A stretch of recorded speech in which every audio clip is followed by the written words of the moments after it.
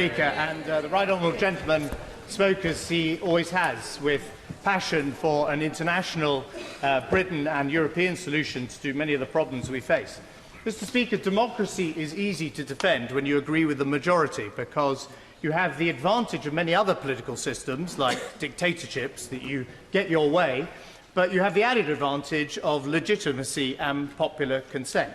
Democracy is much more difficult when you disagree with the majority. And as people know, I argued passionately in this referendum that I felt that leaving the European Union would weaken Britain's trade and commercial links, that it would diminish Britain on the world stage, that it would make more difficult international approaches to things like climate change or atomic research, and that it would also weaken a multilateral institution, the European Union, which has been vital to our collective security for many decades.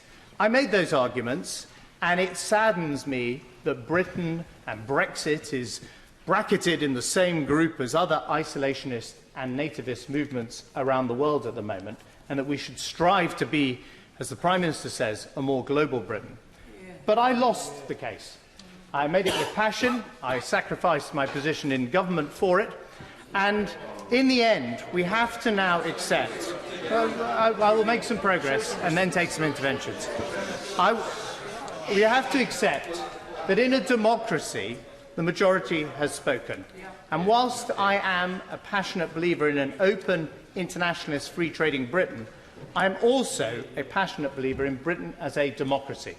And it's unfashionable in schools these days to teach what I believe is a true tale of our nation's history, which stretches from the Magna Carta to the Glorious Revolution, the founding fathers of the American Constitution, the Great Reform Act, female emancipation and the like. But we have given the modern world a version of democracy that has spread far beyond our shores. And therefore, to vote against the majority verdict of the largest democratic exercise in British history, I think would risk putting Parliament against people. I think it would provoke a deep constitutional crisis in our country. I think it would alienate people who already feel they are alienated, and I am not prepared to do that, Mr. Speaker. So I will be voting for the bill tonight. I wish to make some progress, and I want others to have a chance to speak, so I won't take interventions from the other side, or indeed my own side. The point I would make, however, is this, Mr. Speaker. There was a mandate to leave the European Union, but that was the only question that was asked of the British people in that referendum. And I don't think we can assume that there were a set of answers from the British public to the questions we now face as a Parliament. Indeed, those questions are now entrusted to us as we approach these negotiations. I call them negotiations. Personally, I don't think they are going to resemble the negotiations that we currently read about in the media and in newspapers. The truth is that while Britain is seeking the maximum possible access to the single market for goods and for services, and while we hope that the fact we have a trade deficit and a very important financial centre will count in our favour, the government has chosen, and I respect this decision, not to make the economy the priority in this negotiation. They have prioritised immigration control, and that was a clear message from the referendum campaign, and they've also prioritised removing European Court of Justice jurisdiction from the United Kingdom, and in that sense asserting parliamentary sovereignty, although I would point out that Parliament can choose to leave the EU, as indeed we are choosing to do in the coming days. So we're not prioritising the economy, although we hope for the best possible arrangement. The European Union is not prioritising the economy either in these negotiations. Having spent the last couple of weeks in Berlin and in Paris talking to some of the French and German political leaders, it is absolutely clear that while they understand that Britain is a very important market for their businesses, their priority is to maintain the integrity of the remaining 27 members of the European Union. They are not interested in a long and complex hybrid agreement with the United Kingdom.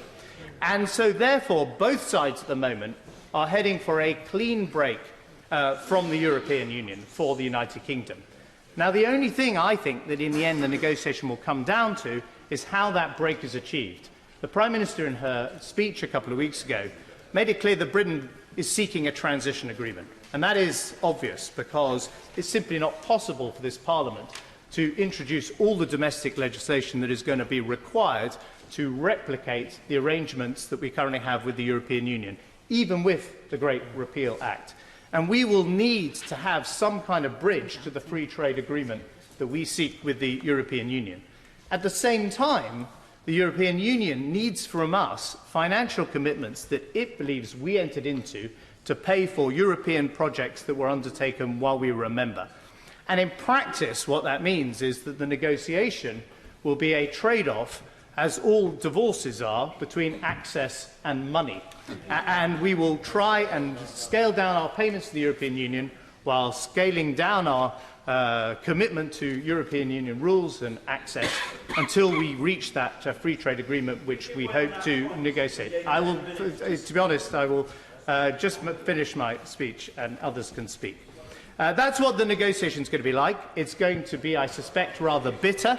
I spent 4 years negotiating with Michel Barnier, and I would advise my honourable friend, the Secretary of State, to, as he always is, be well briefed and pack a pack of Pro Plus, because there are going to be many long nights ahead.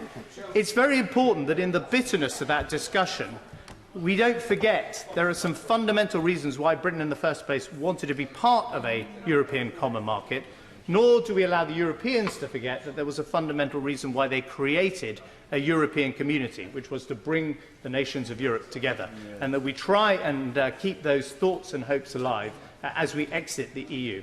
The final thing I want to say, Mr. Speaker, is this, that we have, of course, made a decision to leave the European Union, and as the successful Leave campaign put it, to take back control.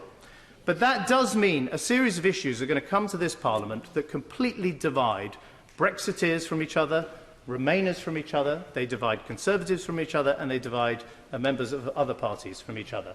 We are going to have very lively debates about free trade. You're beginning to see it at Prime Minister's questions about what kind of agricultural produce we want into this country, or the kind of public procurement contracts we want. We're going to have a very lively debate about immigration.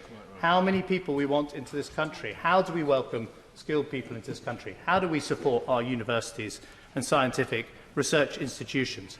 We're going to have an argument about agricultural subsidies, about whether we're happy for the poorest people in this country to pay taxes to support subsidies to some of the richest.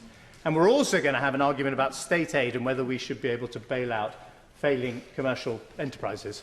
I will be in those fights in the couple of years ahead. Thank you.